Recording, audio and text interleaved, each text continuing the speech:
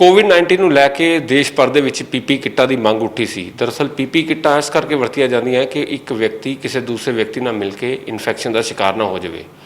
ਅੰਮ੍ਰਿਤਸਰ ਦੇ ਵਿੱਚ MP lead fund ਵੱਲੋਂ 1 ਕਰੋੜ ਤੋਂ ਵੱਧ ਦੀ ਰਾਸ਼ੀ ਸਾਂਸਦ ਗੁਰਜੀਤ ਸਿੰਘ ਔਜਲਾ ਵੱਲੋਂ ਦਿੱਤੀ ਗਈ ਸੀ, ਲੇਕਿਨ ਜਦੋਂ ਪੀਪੀ ਕਿੱਟਾਂ ਖਰੀਦੀਆਂ ਗਈਆਂ ਤਾਂ ਉਹਦੇ ਵਿੱਚ ਭ੍ਰਸ਼ਟਾਚਾਰ ਦੀ ਬੂ ਆਉਣੀ ਸ਼ੁਰੂ ਹੋਈ ਸੀ।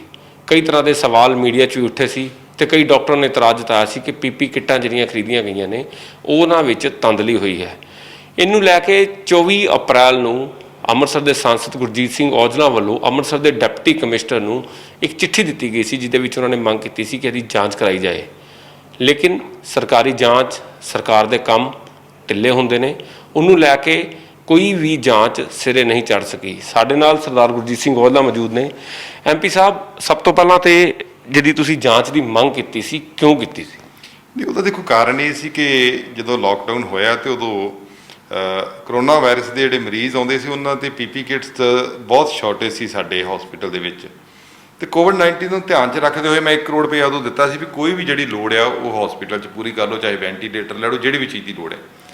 ਪਰ ਜਦੋਂ ਉਦੋਂ ਜੂਨੀਅਰ ਡਾਕਟਰ, ਨਰਸਿਸ ਤੇ ਜਿਹੜਾ ਸਹਾਇਕ ਸਟਾਫ ਹੈ, ਚਾਹੇ ਉਹ ਉੱਥੇ ਕੰਮ ਕਰਨ ਵਾਲੇ ਸੀ, ਉਹ ਸਾਰੇ ਸਟ੍ਰਾਈਕ ਤੇ ਆ ਗਏ ਔਰ ਬੜਾ ਵੱਡਾ ਇਸ਼ੂ ਬਣ ਗਿਆ ਕਿ ਸਾਨੂੰ ਪੀਪੀ ਕਿਟ ਤੋਂ ਬਗੈਰ ਅਸੀਂ ਕੋਵਿਡ-19 ਦੇ ਪੇਸ਼ੈਂਟ ਕੋਲ ਨਹੀਂ ਜਾ ਸਕਦੇ, ਕਿਉਂਕਿ ICMR ਦੀ ਗਾਈਡਲਾਈਨ ਦੇ ਮੁਤਾਬਕ ਇਹ ਉਦੋਂ ਹੀ ਪੀਪੀ ਕਿਟ ਪਾ ਕੇ ਜਾ ਸਕਦੇ ਜਦੋਂ ਉਹ ਪੋਜ਼ਿਟਿਵ ਆ ਜੇ। ਪਰ ਜਿਹੜਾ ਬੰਦਾ ਲੈ ਕੇ ਆਉਣ ਵਾਲਾ ਜਾਂ ਰਸਤੇ 'ਚ ਜਾਂ ਜਿਹੜਾ ਬੰਦਾ ਉਹਦੇ ਸੰਪਰਕ 'ਚ ਆ ਗਿਆ, ਉਹਨਾਂ ਦੇ ਮਨ 'ਚ ਡਰ ਸਤਾਉਣ ਲੱਗ ਗਿਆ, ਕਿਉਂਕਿ ਇੱਕਦਮ ਲੋਕਾਂ ਦੀ ਇੱਕ ਬੜੀ ਪੈਨਿਕ ਜੀ ਪੋਜੀਸ਼ਨ ਪੈਦਾ ਹੋਈ ਸੀ ਉਸ ਸਮੇਂ ਦੀ। ਸੋ ਉਦੋਂ ਫਿਰ ਅਸੀਂ ਇਹਨਾਂ ਨੂੰ ਕਿਹਾ ਕਿ ਮੈਕਸੀਮਮ ਤੁਸੀਂ ਪੀਪੀ ਕਿਟਸ ਜਿਹੜੀਆਂ ਨੇ ਉਹ ਖਰੀਦੋ। ਸੋ ਉਦੋਂ ਇਹ 28 ਨੂੰ ਪੈਸੇ ਦਿੱਤੇ ਇਹਨਾਂ ਨੂੰ, 29 ਨੂੰ ਇਹਨਾਂ ਨੂੰ ਟ੍ਰਾਂਸਫਰ ਹੋਏ ਨੇ, 29 ਮਾਰਚ ਨੂੰ। ਤੇ ਫਿਰ ਅਸੀਂ ਜਦੋਂ ਰੌਲਾ ਪਿਆ, ਉੱਥੇ ਮੈਂ ਖੁਦ ਹਸਪੀਟਲ ਗਿਆ ਵੀ ਬਿਲਕੁਲ ਠੀਕ ਹੈ ਵੀ ਉਹਨਾਂ ਨੇ ਜਾਣਦੀ ਤੇ ਉਹਨਾਂ ਨੂੰ ਰਾਖੀ ਚਾਹੀਦੀ ਹੈ ਨਾ, ਪੀਪੀ ਕਿਟ ਤੋਂ ਬਗੈਰ ਏਡੀ ਵੱਡੀ ਭਿਅੰਕਰ ਬਿਮਾਰੀ ਹੈ ਤੇ ਇਹਦੇ ਮਰੀਜ਼ ਦੇ ਲਾਗੇ ਕੋਈ ਜਾਣ ਨੂੰ ਤਿਆਰ ਨਹੀਂ ਸੀ। ਤੁਹਾਡਾ ਇੱਕ ਚੰਗਾ ਪ੍ਰਯਾਸ ਸੀਗਾ, ਲੇਕਿਨ ਉਸ ਤੋਂ ਬਾਅਦ ਫਿਰ ਕਿਸ ਤਰ੍ਹਾਂ ਕਰਨਾ? ਫਿਰ ਅਸੀਂ ਇਹਨਾਂ ਨੂੰ ਕਿ ਖਰੀਦਿਆ ਨਹੀਂ, ਇਹਨਾਂ ਨੇ ਕਾਫੀ ਟਾਈਮ ਲਾਤਾ। ਫਿਰ ਇਹਨਾਂ ਨੂੰ ਅਸੀਂ ਨਾਲ ਹੋ ਕੇ, ਮੇਰੇ ਆਫਿਸ ਨੇ ਵੀ ਇਹਨਾਂ ਨੂੰ ਕਿਹਾ ਕਿ ਤੁਸੀਂ ICMR ਦੇ ਪੋਰਟਲ ਹੈ ਉੱਥੋਂ ਜਾ ਕੇ ਖਰੀਦੋ, ਔਰ ਕੁਛ ਬਾਹਰੋਂ ਵੀ ਜਿਹੜੇ ਕੋਈ ਲੋਕ ਅਪਰੋਚ ਕਰਦੇ, ਪਰ ਉਹਨਾਂ ਕੋਲੋਂ ਪਹਿਲਾਂ ਸੈਂਪਲ ਲੈ ਲਿਓ, ਕਿਉਂਕਿ ਜਿਹੜੇ ਸੈਂਪਲ ਤੁਸੀਂ ਓਕੇ ਕਰੋਗੇ ਤਾਂ ਉਸ ਤੋਂ ਬਾਅਦ ਪੀਪੀ ਕਿਟ ਦਾ ਆਰਡਰ ਕਰਨਾ। ਸੋ ਇਹਨਾਂ ਨੇ 3 ਥਾਂ ਤੋਂ ਪੀਪੀ ਕਿਟ ਖਰੀਦੀਆਂ ਸੀ ਤੇ ਸੋ ਇਹਨਾਂ ਨੂੰ ਮੈਂ ਕਿਟਸ ਆ ਗਈਆਂ, ਚਲੋ ਸਾਰਾ ਕੁਝ ਹੋ ਗਿਆ।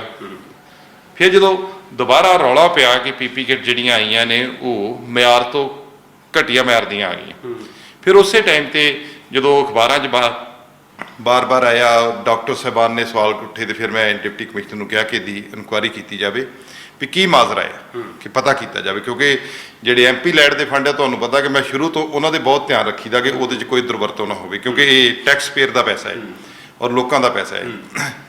ਸੋ ਮੈਂ ਇਹਨਾਂ ਨੂੰ ਚਿੱਠੀ ਲਿਖੀ। ਸੋ ਉਹ ਜਾਂਚ ਅਜੇ ਡਿਲੇ ਹੋਈ ਜਾ ਰਹੀ ਸੀ ਤੇ ਬਾਰ-ਬਾਰ ਜਿਹੜੇ ਉਹਦੇ ਸਵਾਲ ਹੈ ਉੱਠਦੇ ਸੀ ਵੀ ਕਿਉਂ ਜਾਂਚ ਕਿਉਂ ਨਹੀਂ ਲੋਕਾਂ ਦੇ ਸਾਹਮਣੇ ਆ ਰਹੀ।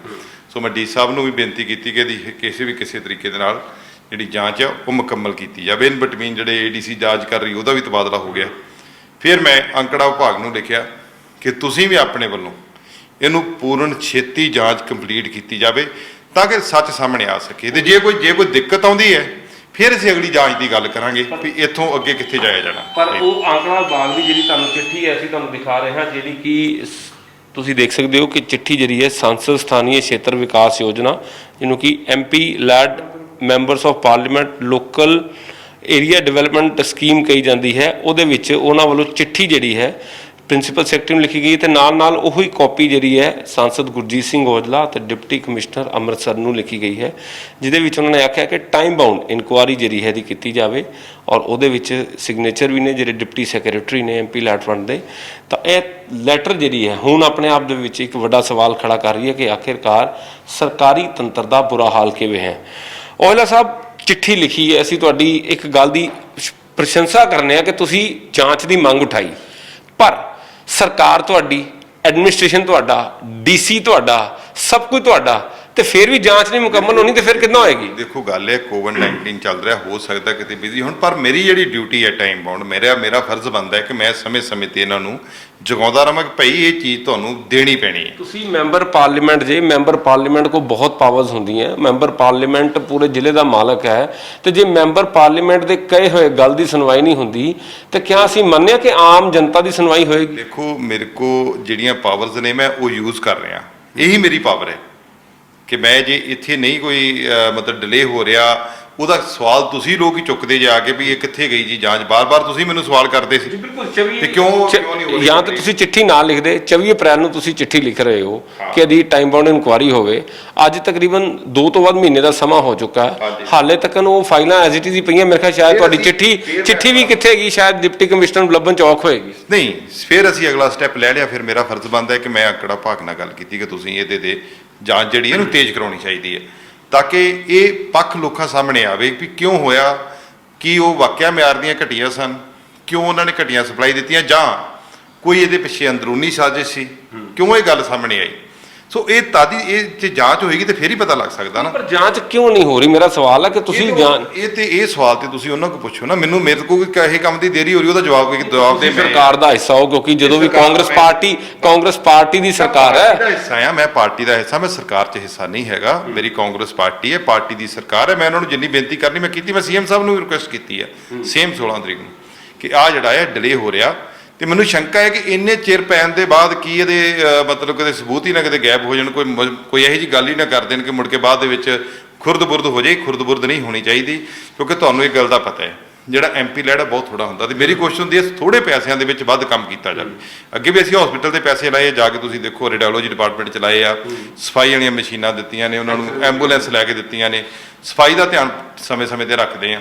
ਸੋ ਮੇਰੀ ਕੋਸ਼ਿਸ਼ ਹੁੰਦੀ ਹੈ ਕਿ ਇਹ ਜੇ ਕੋਈ ਸਵਾਲ ਕਿਸੇ ਚੀਜ਼ ਤੇ ਕਿੰਤੂ ਪਰੰਤੂ ਹੁੰਦੀ ਹੈ, ਉਹ ਲੋਕਾਂ ਸਾਹਮਣੇ ਪੱਖ ਜਿਹੜਾ ਉਹ ਸਾਫ਼ ਹੋਣਾ ਚਾਹੀਦਾ। ਮੈਂ ਤੁਹਾਡੀ ਗੱਲ ਨਾਲ ਸਹਿਮਤ ਹਾਂ। ਅਸੀਂ ਵੀ ਜਨਤਾ ਵੀ ਜਾਣਨਾ ਚਾਹੁੰਦੀ ਹੈ, ਜਨਤਾ ਵੀ ਚਾਹੁੰਦੀ ਹੈ ਕਿ ਆਖਿਰਕਾਰ ਪੀਪੀ ਕਿੱਟਾਂ ਦਾ ਰੌਲਾ ਕੀ ਸੀ। ਚਾਹੇ ਜਾਂਚ ਜੋ ਗੱਲ ਸਾਹਮਣੇ ਆਏ, ਲੇਕਿਨ ਜਾਂਚ ਤੇ ਹੋ ਹੀ ਨਹੀਂ ਰਹੀ।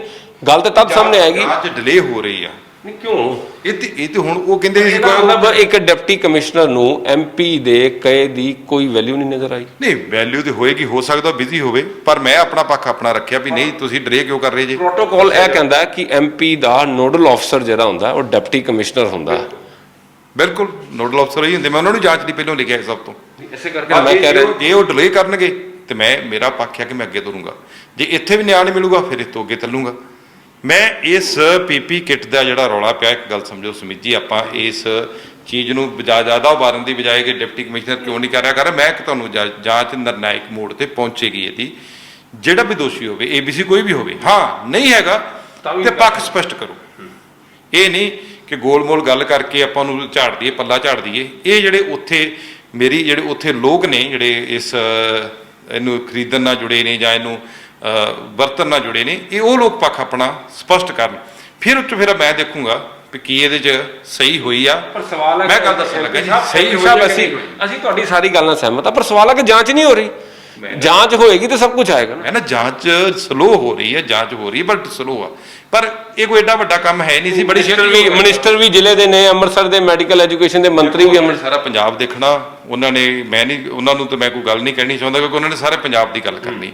ਬਟ ਇੱਕ ਹਸਪੀਟਲ ਜਿੱਥੇ ਪੈਸੇ ਗਏ ਆ ਔਰ ਅਫਸਰ 3-4 ਅਫਸਰ ਉਹਨਾਂ ਦੇ ਹੋਣਗੇ, ਅੰਕੜੇ ਭਾਗ ਦੇ, ਕੋਈ ਸਾਡੇ ਡਿਸਟ੍ਰਿਕਟ ਦੇ ਹੋਣਗੇ, ਇਹਨਾਂ ਨੇ ਬਹਿ ਕੇ ਦੱਸਣਾ ਵੀ ਕੀ ਹੋਇਆ। ਪਰ ਅਫਸਰਾਂ ਕੋਲ ਟਾਈਮ ਨਹੀਂ ਹੈ। ਕੁਦਰਤੀ ਗੱਲ ਹੈ, ਜੇ ਟਾਈਮ ਹੋਇਆ ਹੁੰਦਾ ਮੇਰੇ ਕੋਲ ਜਾਂਚ ਆਈ ਹੁੰਦੀ ਤੇ ਮੈਂ ਐਮਪੀ ਮੈਂਬਰ ਪਾਰਲੀਮੈਂਟ ਦੀ ਚਿੱਠੀ ਹੈ, ਉਹ ਕਿਸੇ ਕੋਈ ਆਮ ਬੰਦੇ ਦੀ ਚਿੱਠੀ ਨਹੀਂ ਹੈਗੀ ਜਿਹੜੀ ਕਿ ਸਾਈਡ ਤੇ ਕਰ ਦਿੱਤੀ ਜਾਵੇ। ਐਮਪੀ ਦਾ ਕਿਹਾ ਬਹੁਤ ਵੱਡੀ ਗੱਲ ਹੁੰਦੀ ਹੈ, ਕਿਉਂਕਿ ਜ਼ਿਲ੍ਹੇ ਦਾ ਮਾਲਕ ਹੈ। ਐਮਪੀ ਦਾ ਕਿਹਾ ਕਿੰਨੀ ਕੁ ਵੱਡੀ ਗੱਲ ਆ, ਇਹ ਤੇ ਤੁਸੀਂ ਹੁਣ ਸਾਰੇ ਮੇਰੇ ਮੂੰਹ 'ਚ ਪਾਉਣਾ ਚਾਹੁੰਦੇ ਜੀ। ਮੈਂ ਤੁਹਾਡੇ ਸਾਹਮਣੇ ਹੀ ਸਾਰਾ ਕੁਝ। ਸੋ ਗੱਲ ਤੁਹਾਡਾ ਜਿਹੜਾ ਇੱਕ ਮਿਆਰ ਹੈ, ਮੈਂ ਤੁਹਾਡੇ ਮਿਆਰ ਦੀ ਗੱਲ ਕਰ ਰਿਹਾ, ਕਿਉਂਕਿ ਥੋੜੀ ਬਹੁਤੀ ਕਿਤਾਬ ਐਮਪੀ ਲੈਡ ਫੰਡ ਨੂੰ ਲੈ ਕੇ ਮੈਂ ਵੀ ਪੜ੍ਹੀ ਹੈ, ਕੁਝ ਨੌਲੇਜ ਸਾਨੂੰ ਵੀ ਹੈ ਕਿ ਐਮਪੀ ਇੱਕ ਬਹੁਤ ਵੱਡੀ ਸ਼ਖਸੀਅਤ ਹੁੰਦਾ ਹੈ, ਲੇਕਿਨ ਐਮਪੀ ਦੀ ਚਿੱਠੀ ਨੂੰ ਨਕਾਰਨਾ ਕਿੱਡੀ ਕੁ ਮਾੜੀ ਗੱਲ। ਹੋ ਸਕਦਾ ਜਿਹੜੇ ਅਫਸਰ ਕੁਛ ਇਹਨੂੰ ਤੱਥ ਪੇਸ਼ ਕਰਨਾ ਚਾਹੁੰਦੇ ਹਨ, ਕੋਈ ਉਹਨਾਂ 'ਚ ਪ੍ਰੋਬਲਮ ਹੋਵੇ, ਜਾਂ ਹੋ ਸਕਦਾ ਜਿਹੜੇ ਤੱਥ ਤੁਸੀਂ ਪੜ੍ਹੇ ਐਮਪੀ ਲੈਡ ਦੇ ਉਹਨਾਂ ਨੂੰ ਨਾ ਸਮਝਾਉਣਾ ਹੋਵੇ ਸ਼ਾਇਦ। ਅਸੀਂ ਤਾਂ ਕਹਿੰਦੇ ਕਿ ਕੋਵਿਡ ਕਰਕੇ ਹੈ ਜੀ, ਜਨਤਾ ਦੀ ਸੇਵਾ 'ਚ ਤੁਸੀਂ ਵੀ ਲੱਗੇ ਹੋ, ਲੇਕਿਨ ਤੁਸੀਂ ਕੰਮ ਕੀਤਾ। ਪਰ ਸਵਾਲ ਹੈ ਕਿ ਜਾਂਚ ਦੀ ਗੱਲ ਕਹੀ ਨਾ, ਇਹੀ ਤੱਥ ਉਹਨਾਂ ਨੂੰ ਦੱਸਣੇ ਆ ਵੀ ਐਮਪੀ ਦਾ ਜਿਹੜਾ ਕੋਈ ਮਤਲਬ ਹੁੰਦਾ, ਜਿਹੜੀ ਚਿੱਠੀ ਲਿਖੀ ਹੁੰਦੀ ਆ, ਇਹਨੂੰ ਤੁਸੀਂ ਟਾਈਮ ਬਾਉਂਡ ਕਰਨਾ ਹੁੰਦਾ। ਇਹ ਨਹੀਂ ਹੁੰਦਾ ਕਿ ਤੁਸੀਂ ਆਪਣੀ ਮਰਜ਼ੀ ਨਾਲ ਸਾਨੂੰ ਜਵਾਬ ਦਿਓਗੇ, ਇੱਦਾਂ ਨਹੀਂ ਹੋਣਾ। ਇਹ ਜਿਹੜੀ ਤੁਸੀਂ ਮੈਨੂੰ ਗੱਲ ਕਹਿ ਰਹੇ ਨੇ ਕਿ ਐਮਪੀ ਦਾ ਇੱਕ ਕਿਹਾ ਕਦੀ ਗਲਤ ਨਹੀਂ ਹੋ ਸਕਦਾ, ਜਾਂ ਮਤਲਬ ਗਲਤ ਕਹਿ ਰਿਹਾ ਵੀ ਇਹ ਇਗਨੋਰ ਨਹੀਂ ਕਰ ਸਕਦੇ। ਇਹ ਜਿੰਨਾ ਇਗਨੋਰ ਕੀ ਤੁਹਾਡਾ ਨੋਡਲ ਅਫਸਰ ਡਿਪਟੀ ਕਮਿਸ਼ਨਰ ਹੈ ਜੀ? ਮੈਂ ਜੀ ਮੇਰਾ ਨੋਡਲ ਅਫਸਰ ਡਿਪਟੀ ਕਮਿਸ਼ਨਰ, ਡਿਪਟੀ ਦੇ ਅੱਗੇ ਏਡੀਸੀ ਹੁੰਦਾ ਆ, ਏਡੀਸੀ ਡਿਵੈਲਪਮੈਂਟ ਆ, ਉਹਨਾਂ ਨੇ ਕਰਨਾ ਹੁੰਦਾ। ਪਰ ਮੈਂ ਇਹ ਚੀਜ਼ ਤੁਹਾਨੂੰ ਇਹ ਗੱਲ ਕਹਿਣੀ ਚਾਹੁੰਦਾ ਕਿ ਇਹ ਚੀਜ਼ ਉਹਨਾਂ ਵਾਸਤੇ ਹੀ ਹੈ ਕਿ ਭਾਈ ਇਹ ਜਿਹੜੀ ਜ਼ਿੰਮੇਵਾਰੀ ਪੋਸਟ ਤੇ ਬੈਠੇ ਆ, ਇਹਦੇ ਵੀ ਕੋਈ ਮਿਆਰ ਹੁੰਦੇ, ਕੁਝ ਇਹਦੀਆਂ ਵੀ ਪਰੰਪਰਾਵਾਂ ਨੇ, ਕੁਝ ਕਹਿ ਲਓ ਕਿ ਕਾਨੂੰਨੀ ਤੌਰ ਤੇ ਸਾਡੇ ਵੀ ਕੋਈ ਹੱਕ ਹਕੂਕ ਨੇ ਇਹ ਕੰਪਲੀਟ ਕਰਨੇ ਚਾਹੀਦੇ ਕਿ ਐਮਪੀ ਦੀ ਚਿੱਠੀ ਦੀ ਇੱਕ ਬਹੁਤ ਬੜੀ ਵੈਲਿਊ ਹੁੰਦੀ ਹੈ, ਉਹਦੀ ਚਿੱਠੀ ਦੇ ਉੱਤੇ ਕੰਮ ਨਹੀਂ ਹੋਏਗਾ। ਚਲੋ ਫਿਲਹਾਲ ਹੁਣ ਤੁਸੀਂ ਇੱਕ ਚਿੱਠੀ ਨਵੀਂ ਆਈ ਹੈ, ਚਲੋ ਹੁਣ ਕੀ ਸਮਝਦੇ ਹੋ ਕਿ ਤੁਹਾਨੂੰ ਲੱਗਦਾ ਕਿ ਕੰਮ ਹੋਏਗਾ? ਦੇਖੋ ਮੈਂ ਕਦੀ ਵੀ ਕਿਸੇ ਗੱਲ ਨੂੰ ਇੰਪੋਸੀਬਲ ਨਹੀਂ ਕਹਿੰਦਾ, ਪੋਸੀਬਲ ਆ, ਹੋਏਗਾ, ਡਿਲੇ ਕਰ ਸਕਦੇ ਆ, ਕਿੰਨਾ ਡਿਲੇ ਹੋਏਗਾ। ਹਾਂ, ਜਾਂਚ ਆਏਗੀ ਸਾਹਮਣੇ, ਉਹਦੇ ਪੱਖ ਵੇਖਾਂਗੇ, ਉਸ ਤੋਂ ਬਾਅਦ ਅੱਗੇ ਚੱਲਾਂਗੇ ਵੀ ਕੀ ਇਹ ਜਾਂਚ ਸਹੀ ਹੈ ਕਿ ਨਹੀਂ ਸਹੀ। ਜੇ ਨਹੀਂ ਸਹੀ ਹੋਊਗੀ ਜਾਪੂਗੀ ਤੇ ਫਿਰ ਆਪਾਂ ਫਿਰ ਅੱਗੇ ਚੱਲਾਂਗੇ। ਜਾਂਚ ਹੋਏਗੀ, ਬਿਲਕੁਲ ਕਿਉਂ ਨਹੀਂ ਹੋਏਗੀ। ਦੇਖੋ ਇੱਕ ਗੱਲ ਬੜੀ ਕਲੀਅਰ ਹੈ, ਮੈਂ ਹੋਰ ਦਾ ਤੇ ਪਤਾ ਨਹੀਂ, ਜਿਹੜੇ ਐਮਪੀ ਲੈਡ ਚੋਂ ਪੈਸੇ ਜਾਣਗੇ, ਜੇ ਮੈਨੂੰ ਕਿਤੇ ਉੱਥੇ ਸ਼ੰਕਾ ਹੋਏਗਾ ਤੇ ਜ਼ਰੂਰ ਜਾਂਚ ਹੋਏਗੀ। ਕੋਈ ਵੀ ਪੈਸੇ ਗਏ ਹੋਣ, ਤੁਹਾਨੂੰ ਸ਼ਾਇਦ ਪਤਾ ਹੋਏਗਾ ਕਿ ਜਿੰਨੇ ਸਕੂਲ ਅਸੀਂ ਬਣਾਏ, ਤੁਹਾਨੂੰ ਇਸ ਗੱਲ ਦਾ ਪਤਾ ਹੀ ਹੈ ਜੀ, ਸਰਕਾਰੀ ਅੰਕੜੇ ਕਹਿੰਦੇ ਵੀ 7.5 ਲੱਖ 'ਚ ਕਮਰਾ ਬਣਦਾ, ਅਸੀਂ ਸਾਰੇ ਕਮਰੇ 3.5 ਤੋਂ 4 ਲੱਖ ਕਮਰੇ ਰੁਪਈਏ 'ਚ ਬਣਾਏ ਆ, ਪਿੰਡਾਂ 'ਚ ਜਾ ਕੇ ਚੈੱਕ ਕਰੋ ਜੀ। ਠੀਕ ਹੈ। ਸੋ ਸਾਨੂੰ ਪਤਾ ਹੈ ਕਿ ਅਸੀਂ ਐਮਪੀ ਲੈਡ ਦੇ ਪੈਸੇ ਜਿਹੜੇ ਆ ਉਹ ਸਹੀ ਤੇ ਕਿਵੇਂ ਯੂਜ਼ ਹੋਣੇ ਆ, ਤੇ ਕਿ ਉਹਦੇ 'ਚ ਅਸੀਂ ਚੋਰ ਮੋਰੀ ਨਹੀਂ ਰਹਿਣ ਦੇਣੀ। ਆਪਾਂ ਤੁਹਾਡੀ ਗੱਲ ਦੀ ਸਰਾਹਨਾ, ਪਰ ਸਵਾਲ ਫਿਰ ਉੱਥੇ ਹੀ ਆ ਕੇ ਰੁਕ ਜਾਂਦਾ ਕਿ ਇੱਕ ਐਮਪੀ ਦੀ ਚਿੱਠੀ ਦੀ ਵੈਲਿਊ ਨਹੀਂ ਹੈ ਤੇ ਤੁਸੀਂ ਦੱਸੋ ਮੈਂ ਹੁਣ ਕੀ ਸੁਣਨਾ ਚਾਹੁੰਦੇ, ਮੈਂ ਉਹ ਕਹਿ ਦਿੰਦਾ। ਨਹੀਂ, ਤੁਸੀਂ ਜੋ ਕਹੋਗੇ, ਤੁਸੀਂ ਜਨਤਾ ਤੁਹਾਡੇ ਤੇ ਫੇਥ ਕਰਦੀ ਹੈ। ਜਨਤਾ, ਤੁਸੀਂ ਇੱਕ 9 ਹਲਕਿਆਂ ਦੇ ਨੁਮਾਇੰਦੇ ਹੋ। ਮੈਂ ਯਕੀਨ ਦਿਵਾਉਣਾ ਚਾਹੁੰਦਾ ਹੈ ਕਿ ਤੁਹਾਡੇ ਸ਼ੰਕੇ ਸਾਰੇ ਕਲੀਅਰ ਹੋਣਗੇ। ਜਿੰਨਾ ਚਿਰ ਜਾਂਚ ਮੁਕੰਮਲ ਨਹੀਂ ਹੋਏਗੀ, ਚਾਹੇ ਇਹ ਜਿੰਨਾ ਚਿਰ ਮਰਜ਼ੀ ਲੱਗ ਜੇ, ਇਹਦੇ ਤੇ ਅਸੀਂ ਪੂਰਨ ਤੌਰ ਤੇ ਤੁਹਾਡੇ ਅੱਗੇ ਸਾਰਾ ਕੁਝ ਸਪਸ਼ਟ ਕਰਾਂਗੇ ਵੀ ਕਿਉਂ ਹੋਇਆ, ਕਿਵੇਂ ਹੋਇਆ, ਕਿਉਂ ਕੀ ਮਜਬੂਰੀ ਸੀ ਡਿਪਾਰਟਮੈਂਟ ਦੀ, ਕਿਉਂ ਡਿਪਾਰਟਮੈਂਟ ਨੇ ਮੈਂ ਤੁਹਾਨੂੰ ਛੋਟੀ ਜਿਹੀ ਇਸ ਚਿੱਠੀ ਦੀ ਪੜ੍ਹਨਾ ਚਾਹਾਂਗਾ ਜਿਹੜੀ ਤੁਹਾਡੇ ਕੋਲ, ਕਿ ਤੁਸੀਂ ਟਾਈਮ ਬਾਉਂਡ ਇਨਕੁਆਇਰੀ ਦੀ ਇਹਦੇ ਵਿੱਚ ਗੱਲ ਕੀਤੀ ਹੈ। ਹਾਂਜੀ ਹਾਂਜੀ, ਬਿਲਕੁਲ ਕੰਮ ਖਤਮ ਹੋਣਾ ਚਾਹੀਦਾ ਨਾ। ਇਹ ਕੋਈ ਏਡਾ ਵੱਡੀ ਕੋਈ ਗੱਲ ਤੇ ਹੈ ਨਹੀਂ, ਕੋਈ ਏਡੇ ਵੱਡੇ ਕੋਈ ਇਹਦੇ 'ਚ ਨੁਕਤੇ ਤੇ ਹੈ ਨਹੀਂ ਵੀ ਜਿਹੜੇ ਕੋਈ ਬਾਹਰੇ ਬਹੁਤ ਦੂਰ ਆਉਣਾ ਕੋਈ ਬਹੁਤ ਬਰੀਕੀ ਵਾਲਾ ਕੰਮ ਆ। ਇਹ ਤੇ ਬੜਾ ਮਤਲਬ ਛੋਟੀ ਜੀ ਗੱਲ ਹੈ ਵੀ ਇਹਦੇ ਕੋਲ ਲਈਆਂ, ਆਹ ਚੀਜ਼ ਆਈ, ਇਹ ਮਿਆਰ ਠੀਕ ਹੈ ਕਿ ਨਹੀਂ ਠੀਕ, ਕੀ ਉਹ ਸੈਂਪਲ ਪਹਿਲਾਂ ਤੁਹਾਨੂੰ ਕੋ ਆਏ ਨਹੀਂ ਆਏ, ਜੇ ਆਏ ਸੀ ਚੈੱਕ ਕੀਤੇ, ਫਿਰ ਉਸ ਤੋਂ ਬਾਅਦ ਹਾਂ ਉਹਦਾ ਸਾਰਾ ਸਮਾਨ ਹੀ ਠੀਕ ਹੋਵੇ। ਐਮਪੀ ਸਾਹਿਬ, ਜਾਂਚ ਤੁਹਾਨੂੰ ਕਰਨੀ ਆਉਂਦੀ ਪਰ ਤੁਹਾਡੇ ਅਫਸਰਾਂ ਨੂੰ ਨਹੀਂ ਕਰਨੀ ਆਉਂਦੀ। ਨਹੀਂ ਜਿਹੜਾ ਕਾਨੂੰਨੀ ਹੱਕ ਉਹਨਾਂ ਦਾ ਉਹਨਾਂ ਹੀ ਕਰਨਾ, ਜਿਹੜਾ ਕੋਈ ਮੇਰੇ ਕਰਨ ਵਾਲਾ ਉਹ ਮੈਂ ਕਰਨਾ। ਤੁਸੀਂ ਵਧੀਆ ਤਰੀਕੇ ਨਾਲ ਜਾਂਚ ਸਮਝਾਈ ਹੈ। ਨਹੀਂ, ਉਹ ਤਾਂ ਫਿਰ ਦੇਖੋ, ਮੈਂ ਤੇ ਤੁਹਾਨੂੰ ਉਹੀ ਗੱਲ ਕਹਿ ਰਿਹਾ ਵੀ ਜਿਹੜੀ ਜਾਂਚ ਹੈ ਕੋਈ ਇੰਨਾ ਵੱਡਾ ਇਹਦੇ 'ਚ ਮਤਲਬ ਕੋਈ ਸਵਾਲ ਨਹੀਂ ਹੈਗਾ ਵੀ ਜਿਹੜਾ ਵਲੇਵੇਂ ਦਾ ਹੋਵੇ, ਸਮਝ ਨਹੀਂ ਆਉਂਦਾ। ਇੱਕ ਨੇ ਵੇਚੀਆਂ, ਵੇਚਣ ਵਾਲੇ ਵੀ ਹੈਗੇ ਆ, ਲੈਣ ਵਾਲੇ ਵੀ ਹੈਗੇ ਆ। ਪੀਪੀ ਕਿੱਟ ਵੀ ਹੈਗੀਆਂ ਸੀ, ਹਾਂ ਕਿੱਟ 'ਚ ਮਿਆਰ ਘਟੀਆ ਸੀ ਜਾਂ ਕਿਸੇ ਨੇ ਨਜਾਇਜ਼ ਰੌਲਾ ਪਾਇਆ, ਉਹ ਵੀ ਕਲੀਅਰ ਹੋਣਾ ਚਾਹੀਦਾ। ਇਸ ਗੱਲ ਪਰ ਹੁਣ ਡੀਸੀ ਸਾਹਿਬ ਕੋਈ ਐਕਸ਼ਨ 'ਚ ਆਏ ਨੇ ਜੀ?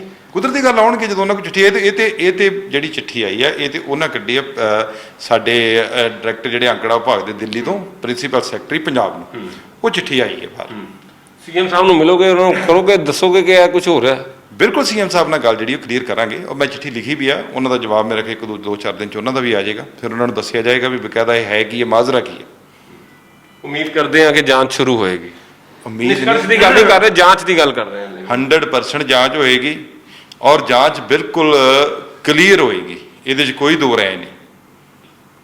ਸ਼ੁਕਰੀਆ ਜੀ। ਤੋ ਅਸੀਂ ਸਾਂਸਦ ਗੁਰਜੀਤ ਸਿੰਘ ਔਜਲਾ ਜਿਨ੍ਹਾਂ ਨਾਲ ਅੱਜ ਅਸੀਂ ਚਰਚਾ ਕੀਤੀ ਹੈ, ਕਿਉਂਕਿ ਪੀਪੀ ਕਿੱਟਾਂ ਨੂੰ ਲੈ ਕੇ ਜਿਹੜੀ ਇੱਕ ਗੱਲ ਆ ਰਹੀ ਸੀ ਕਿ ਇਹਦੇ ਵਿੱਚ ਘੁਟਾਲਾ ਹੈ, ਇਹਦਾ ਮਿਆਰ ਹਲਕਾ ਹੈ, ਪਰ ਲੇਕਿਨ ਉਹਦੀ ਜਾਂਚ ਹੀ ਨਹੀਂ ਸ਼ੁਰੂ ਹੋਈ, ਇਸ ਕਰਕੇ ਕਿਸੇ ਵੀ ਤੱਥ ਤੇ ਕਰਨੀ ਜਿਹੜੀ ਹੈ ਉਹ ਗੱਲ ਗਲਤ ਹੋਏਗੀ। ਲੇਕਿਨ ਫਿਲਹਾਲ ਹੁਣ ਅੰਕੜਾ ਵਿਭਾਗ ਵੱਲੋਂ ਚਿੱਠੀ ਜਿਹੜੀ ਜਾਰੀ ਕੀਤੀ ਗਈ, ਜਿਹਦੇ ਵਿੱਚ ਪੰਜਾਬ ਸਰਕਾਰ ਦੇ ਪ੍ਰਿੰਸੀਪਲ ਸੈਕਟਰੀ ਅਤੇ ਸਾਂਸਦ ਗੁਰਜੀਤ ਸਿੰਘ ਔਜਲਾ ਨੂੰ ਹੀ, ਜਿਨ੍ਹਾਂ ਨੇ ਜਾਂਚ ਦੀ ਗੱਲ ਉਠਾਈ ਸੀ, ਉਹਨਾਂ ਨੂੰ ਹੀ ਚਿੱਠੀ ਜਾਰੀ ਹੋਈ ਹੈ ਕਿ ਇਹਦੀ ਟਾਈਮ ਬਾਉਂਡ ਇਨਕੁਆਇਰੀ ਕਰਾਈ ਜਾਏ। ਲੇਕਿਨ ਇੱਥੋਂ ਇੱਕ ਗੱਲ ਸਾਫ਼ ਜ਼ਾਹਰ ਹੁੰਦੀ ਹੈ ਕਿ ਸਾਡੇ ਪ੍ਰਸ਼ਾਸਨ ਦੇ ਅਧਿਕਾਰੀ ਕਿੰਨੇ ਕੁ ਢਿੱਲੇ ਨੇ, ਜਿਹੜੇ ਕਿ ਅੰਮ੍ਰਿਤਸਰ ਤੋਂ ਮੈਂਬਰ ਪਾਰਲੀਮੈਂਟ, ਚੁਣੇ ਹੋਏ ਮੈਂਬਰ ਪਾਰਲੀਮੈਂਟ ਦੀ ਅਸੀਂ ਗੱਲ ਕਰ ਰਹੇ ਹਾਂ, ਕਿਉਂਕਿ ਅਗਰ ਨੋਮੀਨੇਟਿਡ ਰਾਜ ਸਭਾ ਦਾ ਕੋਈ ਮੈਂਬਰ ਹੁੰਦਾ ਤਾਂ ਉਹਦੀ ਪਾਵਰ ਜ਼ਰੂਰ ਹੁੰਦੀ ਹੈ, ਲੇਕਿਨ ਚੁਣੇ ਗਏ ਮੈਂਬਰ ਪਾਰਲੀਮੈਂਟ ਦੀ ਜਿਹੜੀ ਪਾਵਰ ਹੈ ਉਸ ਨੂੰ ਵੀ ਉਹ ਛਿੱਕੇ ਟੰਗ ਰਹੇ ਨੇ। ਕਿਤੇ ਨਾ ਕਿਤੇ ਸਰਕਾਰੀ ਪ੍ਰਬੰਧਾਂ ਦੇ ਵਿੱਚ ਘਾਟ ਸਿੱਧੇ ਤੌਰ ਤੇ ਨਜ਼ਰ ਆ ਰਹੀ ਹੈ। ਕੈਮਰਾਮੈਨ ਅਕਸ਼ੇ ਦੇ ਨਾਲ ਸੁਮਿਤ ਖੰਨਾ, ਜਗਬਾਣੀ ਟੀਵੀ, ਅੰਮ੍ਰਿਤਸਰ।